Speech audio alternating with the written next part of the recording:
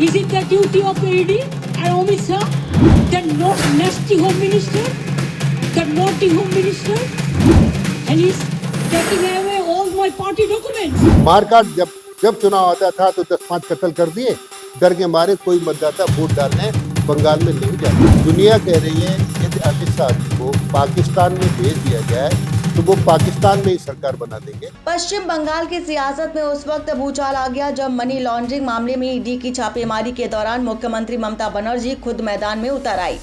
कोलकाता में आईपैक के ऑफिस और उसके डायरेक्टर प्रतीक जैन के घर हुई कार्रवाई ने सियासी रंग ले लिया है, जहां ईडी और टीएमसी आमने सामने आ गए हैं। एक तरफ ममता बनर्जी ने इसे राजनीतिक साजिश बताया तो दूसरी ओर बीजेपी ने तीखा पलटवार भी किया है।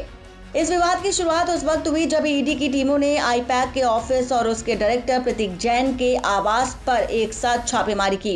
ईडी की यह कार्रवाई उस समय और ज्यादा चर्चा में आ गई जब मुख्यमंत्री ममता बनर्जी वहां खुद पहुंच गई। पहले वे प्रतीक जैन के घर गई और फिर आईपैक ऑफिस पहुंची। बाद में सीएम ममता कुछ फाइलों और इलेक्ट्रॉनिक दस्तावेजों के साथ उन जगहों से निकली। इस मामले में ईडी और टीएमसी ने एक दूसरे के खिलाफ एफआईआर भी दर्ज कराई है।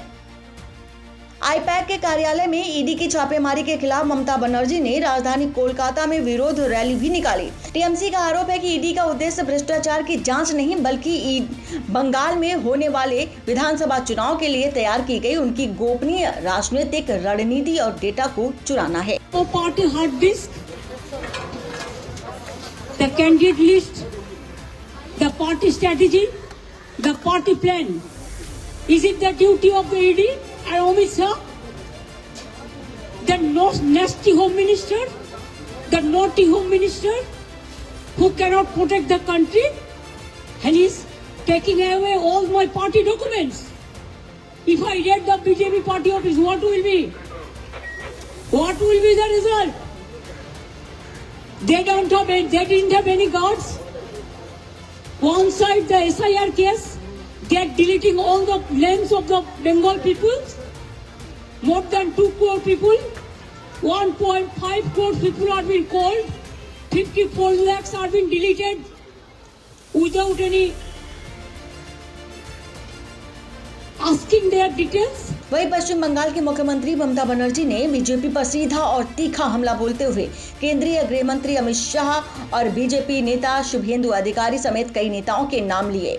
उन्होंने दावा किया कि उनके पास पेन ड्राइव में ठोस सबूत मौजूद हैं।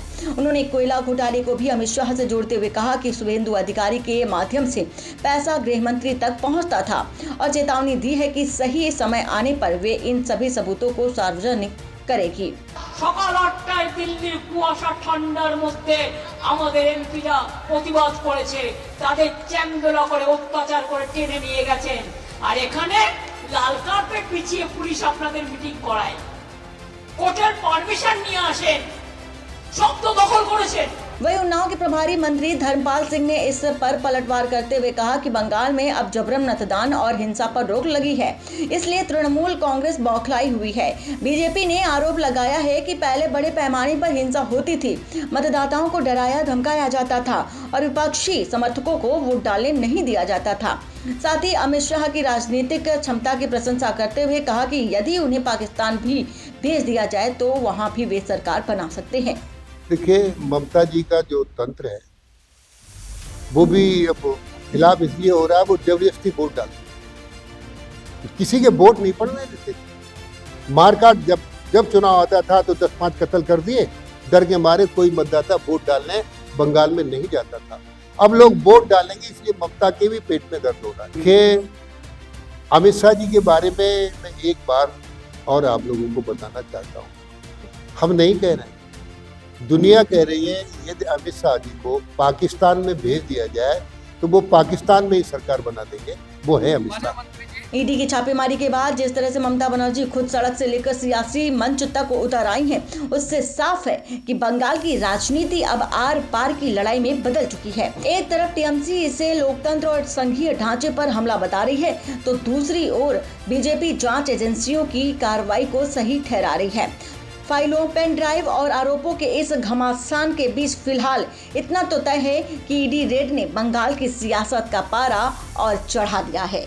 Is it the duty of the ED and Amit Shah, the nasty home minister, the naughty home minister, and he's taking away all my party documents. मारकाट जब चुनाव आता था तो 10-5 कत्ल कर दिए, डर के मारे कोई मतदाता वोट डालने बंगाल में नहीं जाता। दुनिया कह रही है यदि अमित शाह को पाकिस्तान में भेज दिया जाए तो वो पाकिस्तान में ही सरकार बना देंगे।